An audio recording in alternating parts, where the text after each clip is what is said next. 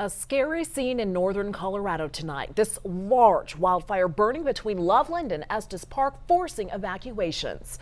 Thank you for joining us for Denver 7 News at 6 on this Monday. I'm Jessica Porter. And I'm Jessica Crawford. The U.S. Forest Service says the Alexander Mountain fire sparked earlier today and quickly spread to at least 339 acres. It's 0% contained right now. So take a look at your screen. The areas shaded in red are under mandatory evacuations. That means if you live there, you have to evacuate immediately. And in those yellow areas, you are under voluntary evacuation. So start gathering important items and prepare to leave. We have live team coverage tonight. Denver 7's Russell Haythorne is speaking with evacuees. But first, let's go to Denver 7's Veronica Acosta with the latest on the firefighting efforts. Veronica.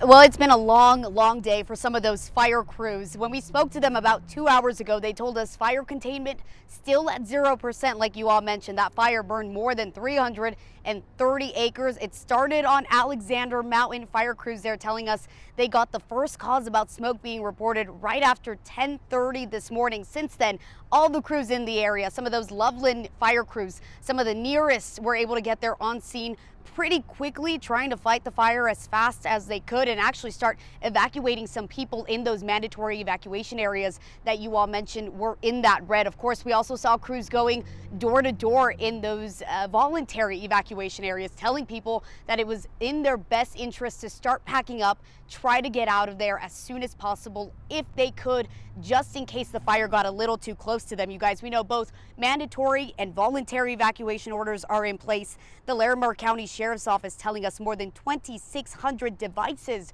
were contacted about mandatory evacuations. More than 1,500 devices were contacted about those voluntary evacuations. And of course, we know tons of people had to actually pack up and leave. There are 2 evacuation centers that people can go to if they did have to leave their homes. One of those is the Foundations Church where we are today. The other is the Estes Park complex. People can also go there. And crews telling us that they are having to attack this fire from an aerial standpoint. So they have a Black Hawk there, they have helicopters there as well. The terrain really tricky, and these temperatures not making anything easier. Veronica has been following that story all throughout the day. Veronica, thank you. And the American Red Cross tells us it's helping about 30 people in the Loveland area who were evacuated. They say they're providing resources like food, water, and supplies to evacuees. Right now we have a safe place for people to be. We're feeding everybody, right? Dinner will come this afternoon. We got lots of snacks, lots of food, lots of water. All that's in place. And then we're going to continue to prepare for what comes next. We just learned the size of that fire has now been upgraded to 864 acres. Denver 7's Russell Haythorne continues our live team coverage. And Russell, you spoke to some of the people evacuating from their homes. Yeah, you guys, we're inside the voluntary evacuation zone about 5 miles to the west of the city of Loveland, just about 2 to 3 miles south of US 34, which goes from Loveland to Estes Park, the big Thompson Canyon. And I want to give you an idea of what this fire is doing at this hour. As you mentioned, it is sort of exploded in the last hour or so.